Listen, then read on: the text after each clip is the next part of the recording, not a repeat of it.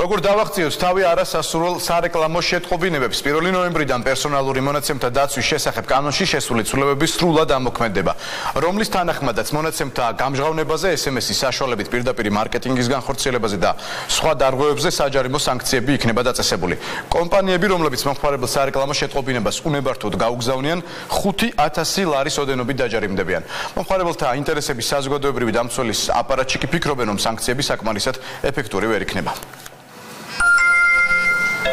მარიამ ხუნაშვილის სარეკლამო ხასიათის SMS-ებს დღის განმავლობაში რამდენჯერმე იღებს. დღის ბოლოს კი ხშირ შემთხვევაში 4-5 სარეკლამო შეტყობინების წაშლა უწევს. მარიამი ფიქრობს, რომ ეს შემაწუხებელია და კომპანიებმა მომხმარებელთა საკონტაქტო ნომრებით ბოროტად არ უნდა ისარგებლონ. ხდება შემთხვევები, როდესაც ძალიან მნიშვნელოვან შეტყობინებას ელოდები და რაღაც ძალიან აფორიაქებული ხარ, იმიტომ რომ შენთვის არის ეს ძალიან სერიოზული საკითხი და ამ დროს მოდის შეტყობინება ხსნი და არის ეს რეკლამა. ეს გასაგებია, რომ არის კომპანიის ინტერესებიდან გამომდინარე, მაგრამ იმეჩნია, რომ კომპანიამ არ უნდა გამოიყენოს ჩემი ტელეფონის ნომერი ჩემთან შეუთანხმებლად. 1 ნოემბრიდან უნებართოდ პირდაპირ მარკეტინგის განხორციელების შემთხვევაში კომპანიები 3,000 ლარით, ხოლო განმეორების შემთხვევაში 10,000 ლარით დაჯარიმდებიან. ამასთან მომხმარებლის მიერ შესაბამის შეტყობინებაზე უარის თქმის შემთხვევაში კომპანია ვალდებულია 10 დღის ვადაში მესიჯების გაგზავნა შეაჩეროს.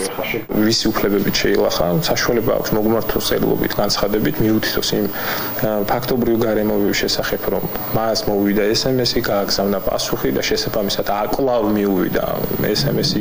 შემთხვევაში ინსპექტორის აპარატი უკვე სრულად იქნება უფლებამოსილი და შესაძლებლობა იქნება სათანადო სანქციები, საჭიროების და თქვათ შესაბამის გარემოების შემთხვევაში დააკისროს იმ კონკრეტულ დამპყრობებს.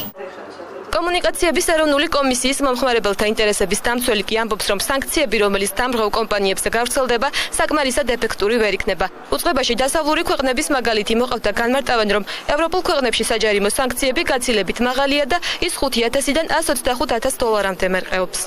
ეს სანქცია ვერ უზრუნველყოფს მომავალში პრობლემის აღმოფხვრას, ვინაიდან ხშირ შემთხვევაში შეიძლება კომპანიას უღირდეს გაწიოს თქვა პირდაპირ მარკეტინგის მიზნებისთვის გამოიყენოს ეგრეთ წოდებული სპამი და გადაიხადოს გარკვეულწილად ჯარიმა. არასასურველი SMS შეტყობინებების შესახებ კვლევა საერთაშორისო გამჭვირვალობა საქართველოს ჩაატარა. კვლევის მიხედვით SMS სპამის მიმღებთან ნახევარი აცხადებდა, რომ ეს შეტყობინებები მათთვის უსარგებლო იყო. ორგანიზაციაში დღეს მოქალაქეებს არასასურველი შეტყობინებებისგან თავის დასაცავად რეკომენდაციებს აძლევენ.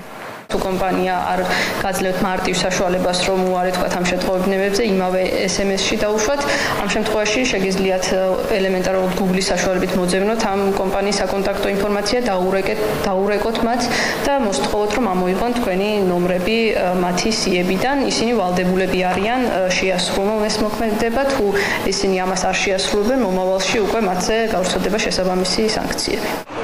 რაგზით ხდება მოქალაქეთა პერსონალური მონაცემები კომპანიების ხელში, ამ დრომდე უცნობია. მობილური ოპერატორები ამ საქმეში საკუთარ მონაწილეობას გამორიცხავენ.